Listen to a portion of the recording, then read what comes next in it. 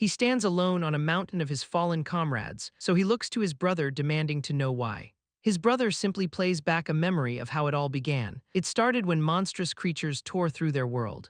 He fought tirelessly covered in the blood of his enemies. Then they discovered secret realms and gained incredible new powers. So they formed legions to fight back against the darkness. Together, they conquered the most dangerous SSS-level secret realm. But that great victory is why he must now be eliminated. Such immense power could easily threaten the Empire's fragile order. And he had become the most dangerous threat of them all. Only the royal family could be trusted with absolute power. He screams in rage at such a hollow, selfish justification, yet his brother simply claims it is for the Empire's stability. With a final roar of fury, he lunges forward to attack. His power unleashes a devastating wave of pure red energy. But the force suddenly turns inward, erupting from his chest. The resulting blast sends conflicting energies across the wasteland. His brother reveals the armor was tampered with all along. Now weakened from battle, he lies helpless in the water. His brother gloats, revealing an entire army prepared for this. He can only glare back with a single hate-filled eye. A distant memory of their brotherhood now feels like poison. Suddenly, a system notification announces a hidden skill has activated. His consciousness fades as his body sinks into the abyss. Dozens of years pass and the river simply flows on. Until a group of bullies find a new victim to torment. Their leader brutally punches him for his lifeless expression. He gasps for air, desperately trying to protest his innocence, but they just laugh and dunk his head into the water. The cruel torment is nothing more than a game to them. He is pulled up choking and spitting out river water. In the darkness of his mind, a single question burns. The same question echoes from his past life of betrayal. One of the bullies finally speaks up, fearing he will die, but the leader scoffs, telling him to heal himself instead. He then turns on the dissenter, grabbing him by the throat. The bully snarls, accusing him of leading them here. He then threatens to drown the boy for showing compassion. His grip tightens as he mocks his friend for speaking up. He shoves the boy to the ground, telling him to know his place, but a sudden sharp crack echoes through the tense silence. They turn to see their victim hanging over the glowing water. The leader shouts in panic as a secret realm opens before them. Terrified, the other bullies immediately turn and flee for their lives, but the boy who spoke up hesitates, looking back at the scene. He realizes with a gasp that their victim is still trapped. He clenches his fist, unable to just abandon him to this fate. So he rushes back toward the rope, determined to save him. He stops short, seeing monstrous creatures crawling from the ground. Ignoring the danger, he struggles with the tightly bound knot. Suddenly, a small horned demon lunges at him with a scythe. But a figure appears in a flash, blocking the deadly attack. The boy he tried to save now effortlessly grabs the demon's head. His eyes glow with power as he gathers crackling blue energy, yet the spell he casts is a healing one which simply fails. His rescuer screams in confusion as another monster attacks him. A system window then reveals his new class is a chanter. He stares at his glowing hands, realizing this is not his body. A system voice explains that this new class should be permanent. It explains that gaining class-specific powers requires acting within the realm. He remembers his past life as a warrior at the peak. In his final moments, he activated a hidden reversal skill. His consciousness was trapped in a void until he heard screaming. He now understands he has been revived through this boy's body. The grim reality of his situation is not a cheerful thought. But he smirks, grateful for this new chance at revenge. The other boy's desperate cries for help snap him back. He observes the chaos, realizing this new body is too weak. He admits he cannot even fight these low-level monsters. He quickly checks his skills but finds none of them useful. The chanter class is revealed to be a pure support type. He understands this is why the boy was always excluded, yet he manages to block a demon's attack for now. He knows he must find another way out of this situation. His gaze falls upon the only option he has left. He tries to activate the skill but does not know how. A system notification tells him the conditions have not been met. He wonders if he needs a reflective surface like the lake, but the system simply states his current level is too low. He glares, frustrated by this low-level limitation. He realizes the skill's name implies a reflective surface. So he tries to use the demon's blade as a mirror, but the system once again declares the operation a failure. His companion screams in terror, begging for real help. The boy's desperation is understandable as more demons appear. An elite grudge demon roars its level far above theirs. The other boy knows they stand no chance against it. Suddenly, a barrage of purple energy rains from the sky. He falls back, completely overwhelmed by the sudden assault. He looks up to see an endless horde of monsters. The sheer number of them is enough to cause despair. He desperately tries his skill on a nearby rock, but it fails. He wonders if the level gap is simply too great. Then he turns his attention to his companion's basic shield. As he does, the elite demon looms over him to attack. The attempt fails, but a new understanding dawns on him. He realizes the skill cannot be used on others' abilities. So he targets one of his own skills and it finally works. The ground erupts with sharp purple thorns impaling everything. A system window confirms he used the reversed skill Chaotic Thorns, but the elite grudge demon seems completely unaffected by the attack. Suddenly, one of its own minions lands a powerful punch. The unexpected blow sends the massive creature stumbling backward. His companion can only stare in complete and utter disbelief. He, however, understands the skill's effect was completely reversed. Instead of binding the target, the thorns now inflict confusion. The status forces the entire horde to attack each other randomly. He smirks, realizing the incredible potential of this new power. His chaotic energy forms into a deadly glowing purple blade. A confident smirk spreads across his face, his eyes glowing. He watches as the confused monsters tear each other apart. But a system notification warns the effect is only temporary. He quickly checks his skills, discovering a new one called Trick Blade. Its description reveals a powerful buff with every skill used. Suddenly, a flash of light signals that he has leveled up. He realizes their infighting is granting him precious experience points. As the confusion wanes, he leaps forward with his glowing dagger. His stats have already improved significantly from the single level. Now is the perfect chance to test his new buffing skill. He repeatedly casts a basic spell triggering Trick Blade each time. His mana drains, but his attack power steadily climbs higher. In seconds, his blade hums with over double its power. With the buff maximized, he turns to face the elite demon. He lunges forward, unleashing his full power on the creature. The impact of his strike feels impossibly strong in his hands.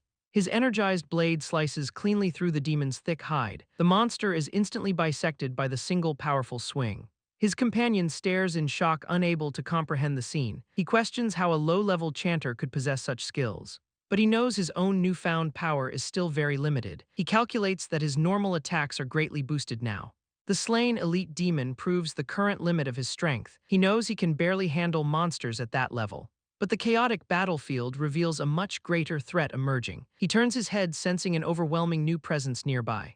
A massive level 21 battlefield chimera suddenly appears before them. Its roar alone sends the remaining lesser demons into a panic. The beast then lunges forward with incredible speed and ferocity. His companion realizes it is the hidden boss of this realm. He stands his ground as the monster leaps down to attack. He quickly casts Chaotic Thorns, hoping to confuse the beast. But a system notification reveals the boss is immune to confusion. Suddenly, someone shouts and shoves him out of the way. A knight in shining armor appears, blocking the deadly blow. The newcomer scolds him for rushing into battle so recklessly. He looks up, a flicker of recognition in his glowing eyes. The knight is then immediately overwhelmed by a flurry of attacks. The chimera's powerful strike sends shockwaves across the battlefield. The force of the impact triggers a memory of his initial reckless charge. He recalls his companion's defensive barrier shattering from an earlier attack. This had forced him to fall back and cast a basic heal. The spell was weak, though a critical hit restored a little more. His companion had even complained about the chanter's weak healing skill. But each cast was secretly building his Trick Blade attack buff. He knew then his current power could not match the boss. He saw, however, that the other monsters were nearly dead. Holding his glowing purple blade, he told his friend to wait. His companion looked on, confused by his sudden burst of confidence. He then unleashed a blinding flurry of attacks on the lesser demons. His energized blade cut through their ranks with incredible ease. He moved like a whirlwind, his buffed attack power still active. The slaughter granted him a level, fully restoring his resources. He kept casting, needing a 400% buff to fight the chimera. The only problem was the skill's short 1-minute time limit. He calculated the frantic pace needed to stack the buff. His immediate goal was to reach level 10 before facing the boss. His friend could only stare, completely stunned by this unbelievable sight. A cascade of level-ups signaled the success of his mob clearing. He now stands ready to face the roaring chimera. His rapid growth brings him to a respectable level 12. The buff has stacked to an incredible 500%. With this immense power, he leaps directly at the beast. He unleashes a powerful swing with his energized blade. A blinding flurry of strikes connects with the massive boss. The beast howls in pain from the devastating assault. His attack cleanly slices the monster into several pieces. His companion can only stare up in utter disbelief. A system notification confirms the boss has been eliminated. He struggles to believe what he has just witnessed. The victory grants him another 3 levels in an instant. His status window confirms his new level and stats. Then a final notification declares the entire realm cleared. His friend looks at him, questioning if it is real. He asks how he suddenly became so overwhelmingly powerful. Instead of answering, he speaks an unfamiliar name, Kyo Jai. The name seems to connect his companion to another boy. He asks how he could know his great-grandfather's nickname. The question hangs in the air, echoing in his mind. He realizes this boy is the descendant of his old friend. A memory surfaces of that snotty-faced brat he once knew, but he thought Luo Qi had killed everyone from his past. He tries to ask about his friend, but is quickly interrupted. His companion looks down, misinterpreting his silence as mockery. The accusation of humiliation catches him completely by surprise. The boy wrongly assumes he was hiding his strength all along. His friend then grabs his arm, changing the subject to school. He listens quietly, knowing he cannot reveal his true identity yet. Agreeing to go is the best way to avoid further suspicion. The mention of the history memorial gives him an idea. It might contain records of what happened after his death. The next day, they ride a tram with their noisy classmates. He and his friend sit silently, lost in their own thoughts. Looking out at the city, he reflects on how time has passed. The world has changed so much using realm items for transport. He sees countless new things he never encountered in any realm.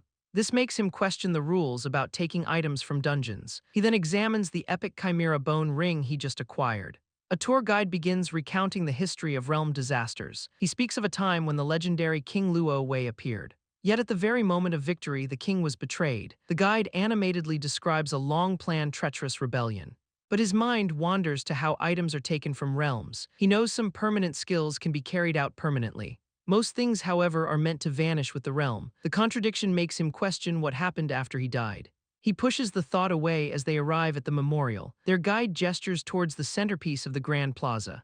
Before them stands a massive statue of the King Luo Wei. The guide explains this very place was the rebellion's battlefield. He then reveals the name of the rebellion's infamous leader. He stares as his own name is declared that of a traitor. The twisted official version of history finally becomes clear. He remembers the truth that they were ambushed by the king. The guide continues passionately describing the king's supposed pain. He praises Luo Wei for overcoming the fabricated betrayal. The story tells of a hero named Ding Kun helping the king. He recognizes that name, his eyes narrowing with cold fury. The name echoes in his mind as he senses an approaching presence. A familiar bully appears, shocked that they are still alive. His companion speculates an expert must have cleared the realm so fast. The bully scoffs, saying they were just lucky to meet someone.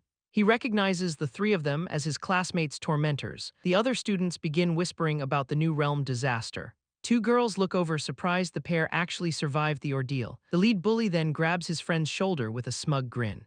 He leans in close, his voice dropping to a threatening whisper. He blames his friend for nearly getting them all killed in the realm. His friend shoves the hand away, insisting it was his fault. He desperately threatens to report the incident to the authorities. The bully grabs his head, mocking his failure to understand the situation. He forces his friend to look at the statue before them.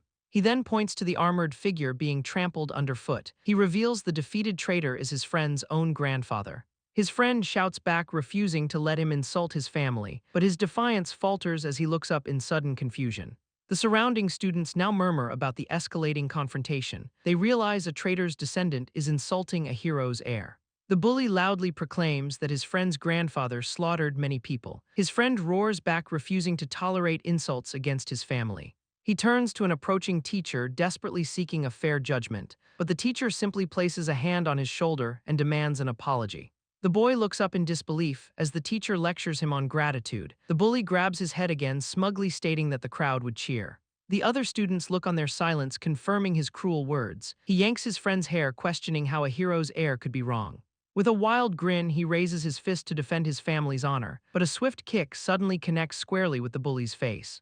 The powerful impact sends the tormentor flying across the marble floor. His friend turns around, his eyes wide with utter astonishment. He stands over the fallen boy, calmly remarking on their poor upbringing. The surrounding students whisper, seeing him as a different person. Their murmurs spread as they question his sanity for the attack. They recall his reputation as the weakest student in class.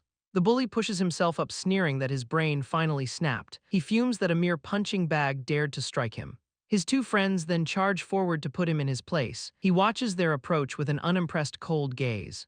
He moves in a blur, effortlessly evading their clumsy attacks. A single precise kick brings the first attacker down hard. The second is dispatched just as quickly, left spitting blood. The entire crowd can only stare in stunned, silent disbelief. The bully struggles to process being knocked down by him. Onlookers question if they even saw what just happened. They now begin to wonder if the bully was ever strong. Enraged, the tormentor screams, refusing to accept this new reality. He activates a skill summoning a fiery hammer to fight back. With a furious roar, he leaps for a devastating overhead smash. But he calmly notes the attack's wide and obvious opening. He sidesteps and lands a glowing chop on his opponent's neck. The bully's eyes widen in shock, unable to believe it. The powerful blow sends the bully crashing to the ground. This commotion finally attracts a museum guard's loud attention. He rushes to the scene calling for a healer for Ding Su. The other students whisper, shocked by his supposed low level. Two girls in particular watch him with a thoughtful gaze. The guard turns his anger on the teacher for the disruption, but the teacher ignores him, activating a skill to attack. He senses the man's hostile intent, his own eyes glowing. A swirling purple aura from his ring blocks the teacher's spell. The entire crowd can only gape at this unbelievable sight. He calmly points out the teacher's incredibly biased judgment. Flustered, the teacher furiously denies the direct accusation. He then notices the powerful gear that stopped his attack. He simply states that the teacher is not an impartial man. The teacher backs down, vowing to get to the bottom of it. He knows his new ring is still too weak for this fight, so he decides to leave, calling for Kyo Jai to follow. His friend stares, amazed he could block a teacher's attack. Someone finally casts a healing spell on the fallen Ding Su. They walk down the steps, leaving the museum's chaos behind. He realizes the official story says no one survived. His friend, however, simply looks at him with admiration. He feigns ignorance, asking for more details about Ding Kun. Kyo Jai stammers, trying his best to recall the history. He explains that Ding Kun supposedly uncovered the traitor's plot. He repeats the lie about an ambush with a cold smile. His mind flashes back to the truth of that moment. His own exhausted forces were the ones who were ambushed. He remembers screaming in rage at the sudden bloody betrayal. In the present, his friend continues the sanitized official history. The tale tells of Ding Kun fighting across the land. He supposedly saved many, like in the Winter City cataclysm. The name of that city brings back a bitter memory. He recalls being the one who actually defended Winter City. His gaze returns to the statue, focusing on its sword. Kyo Jai explains it is the sword that slew the traitor, so they did not just steal credit for his accomplishments. They also took his sword, so he will start by killing Kun. His new goal solidifies as they arrive in the city's wealthiest district. They soon find themselves walking toward the heavily guarded Ding family estate. A guard in a red scarf suddenly turns in their direction. The man scoffs, having clearly sensed their hidden presence from afar. He realizes the guard must possess a powerful scout-type skill. Kyo Jai whispers, nervously urging him to abandon this dangerous plan, but his eyes glow with resolve, focused on killing Ding Kun. He knows the so-called hero currently resides within a high-level rift. Such places are now heavily fortified by the entire nation's army. He reasons that an access pass must be somewhere inside the house. Kyo Jai wonders aloud why this minor branch needs so many guards. His friend then reveals that their estate actually contains a private rift. He turns back, surprised by this unexpected piece of information. Kyo Jai confirms it, saying the rich secretly trade low-level rifts. It is a luxury that only the most powerful can afford. Unlike ordinary students, Ding Su can level up whenever he pleases. He smirks, remarking on how much the world has changed. Kyo Jai glumly agrees that power is now directly tied to wealth. Most normal people graduate at a low level with no prospects. Their levels stagnate unless they get a rift-related manual labor job. Kyo Jai notes that even these guards are around level 30. He explains this is only possible by leeching from family rifts. He realizes that to grow stronger, he absolutely needs that pass. His friend tries to dissuade him, citing the massive level gap. He silently agrees, knowing he is still far too weak. He is even further from killing the heavily guarded Luo Wei, but he remains confident, analyzing the guard's scout skills. He deduces their abilities only cover small areas at a time. Since this is not a dangerous rift, the guards are complacent. This laziness creates an opening, but Kyo Jai seems confused. He dismisses the security, though his friend warns of the danger. Frustrated by this hesitation, he suddenly yanks his friend forward. He then asks if Kyo Jai truly wants to change his fate. Kyo Jai insists that joining a guild is the only way. He challenges this notion, reminding him of his traitorous lineage. The harsh reminder makes his friend's face fall in despair. He declares that one must seize the present to change fate. With that, he walks toward the estate, leaving the choice to him. His mind turns to his own past betrayal by Kyo N. He silently wonders if this descendant will also choose betrayal. Kyo Jai finally makes his choice, hurrying to follow him. He catches up, but is immediately told to be quiet. They then vault over the high wall above the patrolling guards. A single leap carries them over the guards' direct sightlines. They land silently together inside the Ding family's private courtyard. Kyo Jai's eyes suddenly widen at what he sees ahead. Before them is the shimmering purple gate of a private rift. He peers inside, spotting a few zombies wandering the ruins. They step into the rift, finding it mostly cleared of monsters. He then points at two remaining zombies, telling Kyo-jai to try. His friend looks back in disbelief, insisting he cannot possibly win. A monster lunges, forcing Kyo-jai to summon a golden shield. The zombie's terrifying face looms over him as he screams. He stumbles backward under the assault, wanting only to escape. From a safe distance, he calmly tells his friend to fight. He watches with his arms crossed, confident nothing will go wrong. Kyo-jai stares in surprise as his shield holds firm. The creatures claw and bite, but his defense does not break. He glances back, still holding the shield against the assault. The protagonist watches knowingly, his theory about Kyo-jai confirmed. He sees that his friend has talent but is too timid. This fear makes him panic, but he takes almost no damage. Kyo-jai screams that he cannot hold on any longer. So he finally intervenes, ending the fight in a flash. A level-up notification suddenly appears before his stunned friend. He turns back to Kyo-jai, his crimson sword still glowing. He then asks how his friend has been assigning stat points. He questions the choice, noting tanks usually ignore agility. Kyo-jai explains that no one wants a slow tank. He advises him to think long-term about advanced classes instead. He uses the powerful fortified Bastion class as an example. But Kyo-jai dismisses this as an impossible S-rank dream. He places a reassuring hand on his friend's shoulder. He tells him that S-rank is now within his reach. His friend can only stare stunned by this bold claim. He then turns his thoughts to his own class advancement. His power comes from a unique hidden skill, mirror world. With it, he plans to change into a powerful class. A sudden notification reveals his mirror world can level up. He turns to face the remaining zombies to gain experience. With a flash of light, he brings his sword down.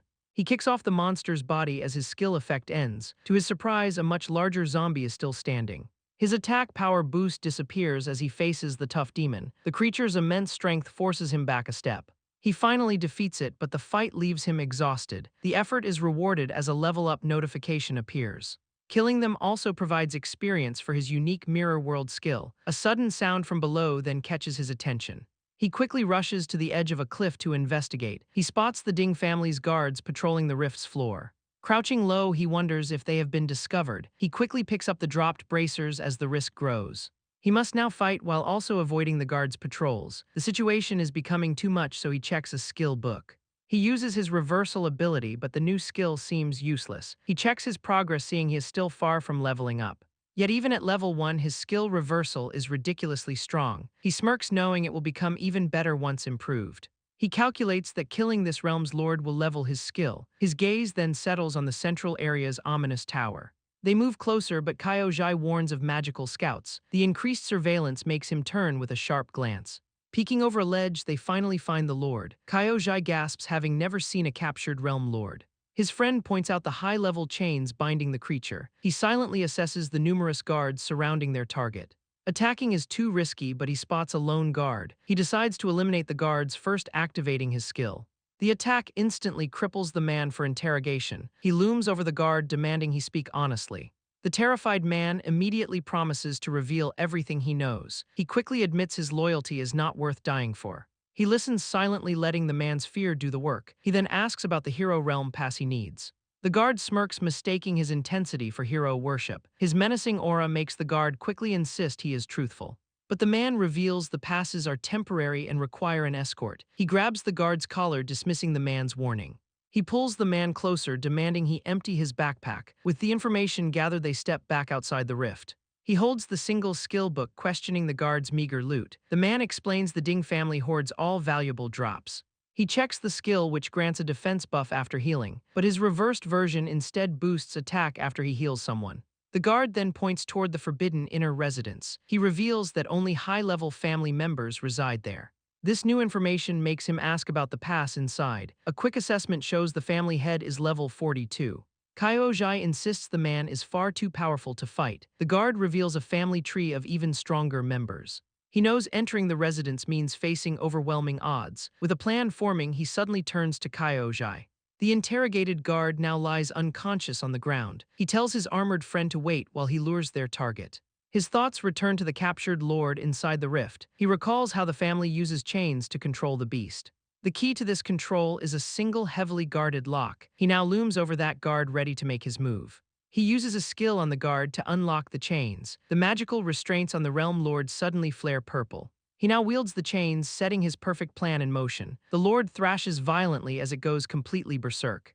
This commotion successfully draws the Ding family head outside. From the bushes, Kyo Jai watches them rush into the rift. He now possesses the chains ready to enter the residence. A luxury car pulls up to the family compound's main gate. From it emerges Ding Hao, the second master of the family. He smirks as he opens the back door for his guests. Two young women in school uniforms step out into the sunlight. Ding Hao gestures grandly, welcoming them into the residence. His welcoming expression suddenly shifts into a subtle frown. He then viciously kicks a bowing servant out of his way. The group walks inside, leaving the man collapsed on the ground. From his hiding spot, Kyo Jai watches this cruel display. The protagonist suddenly appears behind him, asking what is wrong. Kyo Jai turns in shock, wondering how he returned so quickly. He explains that the powerful realm lord is a perfect distraction. This chaos ensures the family cannot easily subdue the beast. Kyo Jai looks back toward the mansion with a pained expression. He reveals that the man who was kicked is his uncle. His friend then recounts his family's tragic history of rebellion. The protagonist listens silently as his eyes begin to glow. Kyo Jai describes how his family endured the empire's malice. This persecution became even more severe under the hero's orders. In the end, they were forced to become the Ding family's servants. They were forced into a life of utter degradation. He recalls how his elders once tried to fight back, but their rebellion only ended in madness and servitude. This history makes him clench his fist in doubt. His friend turns resolute in his next move. Kyo Jai grabs his arm, warning him of the danger, but he knows that great risks bring great rewards. He turns his glowing eyes fixed on his friend. He offers him a choice to change his own fate. Kyo Jai hesitates, fearing the power of their enemies. The protagonist turns away, declaring his own intention to resist. Inspired, Kyo Jai vows to fight the entire empire. Just then, a magical alarm flares from the residence. Inside, Ding Hao wonders how the realm lord escaped. His guest suggests they should perhaps leave for now. But he dismisses the chaos, saying his brother will handle it. He adds that his father is also returning for them. Ding Hao then reveals they have also contacted the hero. From above, the protagonist recognizes the name Ding Kun.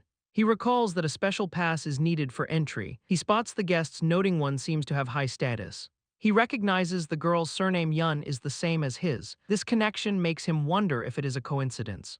Setting the thought aside, he slips into the residence proper. He refocuses on his primary goal of finding the permit. Two chattering maids walk by as he moves deeper inside. He ducks behind a screen, narrowly avoiding their notice. Once they pass, he emerges from the shadows again. He leaps from a balcony, descending quietly to a lower floor. At the same time, the Ding family finally recaptures the lord. The family head realizes the escape was a deliberate diversion. He immediately orders his men to seal the inner residence. Protecting his important guest is now his top priority. The protagonist finds what he assumes is the correct room. He activates a skill when he discovers the drawer is locked. His hand glows, phasing directly through the wooden cabinet. This allows him to open the drawer from the inside. He pulls out a plain book, wondering if it is a diary. Behind it lies a trove of valuable high-grade skill books.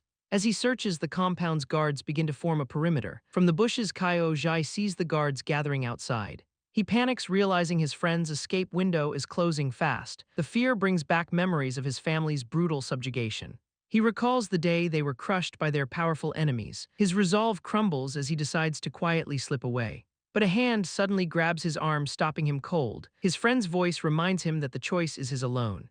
With a sudden surge of power, Kyo Jai lets out a defiant scream. The shout immediately draws the attention of the nearest guards. He then breaks into a run, luring them away from the mansion. The protagonist shatters a window, leaping out to make his own escape. He sees his friend's bravery, noting he chose to resist. He lands on a roof, taunting the guards with his stolen loot. Enraged, the family's men immediately give chase after him. He prepares a skill to slow down his pursuers. As he leaps away, he casts the spell behind him, but his reversed version has a much stronger slowing effect.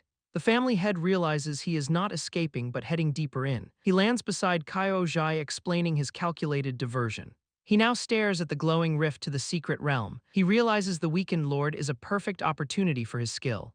Inside the main hall, Ding Hao entertains his guests. The young woman with him notes the growing commotion outside. He casually dismisses her concerns about the petty thieves, but his brother is far from calm inside the rift. He orders his fastest men to pursue the intruder immediately. The intruder, Yun Qi, easily outpaces the initial pursuit. He recalls how he put most of his points into agility. Combined with a speed-boosting skill, he becomes a blur. Only the fastest pursuers can hope to keep up with him. He finally reaches the sealed and severely weakened realm lord. This is the perfect chance to finish it in one strike, but the elite guards arrive just as he prepares to attack. They immediately form a tight defensive line to stop him. He counters by unleashing a wave of chaotic purple energy. The guards are shocked by the strange and unknown skill. Many of them successfully resist the abnormal status effect. The spell fails against the most heavily armored knight, yet one unlucky guard is suddenly engulfed in an explosion. The status effect lands, leaving the man utterly confused. He uses the opening to bypass them and reach the lord. The confused guard wildly attacks his own stunned ally. He coldly observes their complete lack of teamwork. Their commander desperately tries to rally his scattered men, but Yun Qi is already striking at the weakened lord. From the back, Ding Kun orders them to stall him. A powerful warrior named Ding Peng then enters the fray. He leaps high, bringing down a massive flaming axe. Yun Qi calmly meets the powerful blow with another weapon. He swings a set of high-level magical chains. Though he cannot equip them, their durability is immense. He uses the force of the collision against the seal. The impact shatters the golden barrier, sending him falling. He lands perfectly beside the vulnerable realm lord's head. He mockingly thanks the enraged warrior for the boost. He then unleashes a beam to claim the lord's experience. The massive creature explodes in a violent shower of gore. A notification confirms he has gained 3 full levels. His unique hidden skill has also leveled up from the kill. Ding Peng can only watch, seething with pure fury. Now the guards regroup to face him amid the carnage. Amid the carnage, he checks his newly upgraded hidden skill. The enraged warrior's flaming axe cleaves down towards him. But the axe strikes empty air as he vanishes without a trace. He finds himself transported to a strange crystalline dimension. From within, he observes ghostly images of his furious enemies. A system notification confirms he is walking in a mirror world. He observes the ghostly figures of the guards frozen in rage. A system window confirms his skill is called Mirror Walk. He reaches out his hand, passing through an ethereal guard. He then spots a crystalline shard that feels solid to the touch. A notification confirms he has acquired a removable mirror stone. He realizes his upgraded skill lets him extract items from here. He wonders what other changes the system has undergone. A new interface appears, revealing a long list of skills. He notices that every single one of them is currently inactive. These are the reversed forms of skills he has not yet learned. To activate them, he must first learn their original versions. He scrolls through the list, planning his future skill progression. This new feature allows him to strategically plan his advancement. He then spots a strange, glowing soul floating in the distance. Looking closer, he realizes there are many other souls here. The nearby soul suddenly transforms into an undead skeletal monster. He immediately draws an energy blade and charges the creature. His powerful attack cuts the flaming skeleton into pieces. He judges the monster, noting it did not seem very strong, but his blade suddenly shatters against an unseen force. A system window appears, offering him an undead contract. He realizes he can summon defeated souls into the real world. His upgraded skill lets him extract both items and minions. He gazes around the mirror world, intrigued by its potential. Meanwhile, the guards outside wonder where their target has gone. They speculate about his sudden and complete disappearance from sight. But their leader dismisses the idea of a simple stealth skill. Enraged, Ding Peng grabs his subordinate, demanding an explanation. He threatens his men just as Yun Qi begins to reappear. The commander's furious gaze meets his terrified subordinate's eyes. His skill's time limit expires, returning him to the real world. Ding Peng spots him and immediately orders his men to attack. Yet Yun Qi remains calm, preparing a spell for payback. He unleashes a torrent of ghostly green undead upon them. The spectral creatures descend, shocking the unprepared guards. Their commander tries to rally them, dismissing the new threat. One of the knights raises his shield against a charging spirit. He is surprised to see the monster is only level 20. The commander shouts again, confident in his men's strength. He orders a counterattack, promising rewards for the intruder's capture. The guards surge forward, only to find their target has vanished. From the shadows, Yun Qi observes his undead are too weak. He imagines summoning a high-tier creature to crush them all, but for now he only has the strongest he could find. He recalls reaching the mirror world's 200-meter exploration boundary. To find better souls, he must enter from another location. He turns to leave, spotting 2 more guards in his path. One of them grabs him, gloating about his imminent capture. But Yun Qi effortlessly shoves both men aside with ease. A strange mark glows on his head as he fights back. He dashes away, leaving the stunned guards far behind him. Now he can finally go back and tally his spoils. Meanwhile, the guards are still busy with his undead minions. One of the guards easily cuts down a level 20 skeleton. The creature dissolves into a puddle of dark ethereal energy, but to his shock, the defeated monster begins to reform. They realize the endless horde will just keep regenerating. A new figure arrives, noting the summons must cost mana. Far away, an old man asks about a recent departure. His son apologizes for failing to make the woman stay. He explains the intruder was brazen, even breaking windows. The family's great master scoffs at his security's incompetence. His son can only bow his head and accept the blame. He changes the subject, mentioning a deal for the secret realm. But the old master is still furious about the intrusion. He then orders his son to assess what has been stolen. Yun-Chi meanwhile examines a stolen secret realm entry permit. He quickly tucks the valuable pass into his pocket. He now has the pass but needs someone to escort him. For now, he sits down to check his new status. His inventory shows a broken ring and many stolen skill books. He materializes one of the glowing books in his hand. He realizes he can use these stolen skills to stack his stats. Another book grants him a permanent passive boost to his strength. He also remembers the rare corrupted armor the Realm Lord dropped, but most importantly, his hidden mirror world skill has leveled up. With it, the undead he tamed have already enhanced his power, yet he knows this current strength is still not enough. He must find a stronger undead and level up significantly. His companion's worried voice suddenly breaks his concentration. He confidently reassures the boy that they got away clean. His friend, however, still sits nervously on the steps. Yun-Chi understands the young man's lingering fear. He changes the subject, asking about high-level secret realms nearby. After a moment of thought, Kyo-Jai confirms one exists, but he explains it is the school's monopolized secret realm. Yun-Chi quietly considers this challenging new obstacle. He decides he will have to rely on special means. Elsewhere, a teacher in his private residence examines a gift. The valuable book makes him reconsider Yun-Che's powerful background. He then recalls the realm is currently open for graduating students. He also remembers a teacher can recommend an exceptional student. The teacher's recommendation grants him access to the glowing portal. He is surrounded by graduating students eager for their final hunt. Some students even express gratitude for the legendary hero's gift, but as he observes them, a strange feeling unsettles him. He overhears another student explaining the realm's heroic origins. The student Kyo-Jai adds that traces of the hero remain. He then recalls the realm's grim history of betrayal and death. The boy wonders if he should share this unsettling information. Before he can decide, a senior student briefs his group nearby. The appointed escort Zai immediately complains about his assignment. His leader shoves him forward, ignoring his protests entirely. Annoyed, he glances back at the two lower-year students. He then issues a stern warning not to be a burden. They follow the group, noting the realm's moderate level range. Yet despite the low level, he senses an immense danger.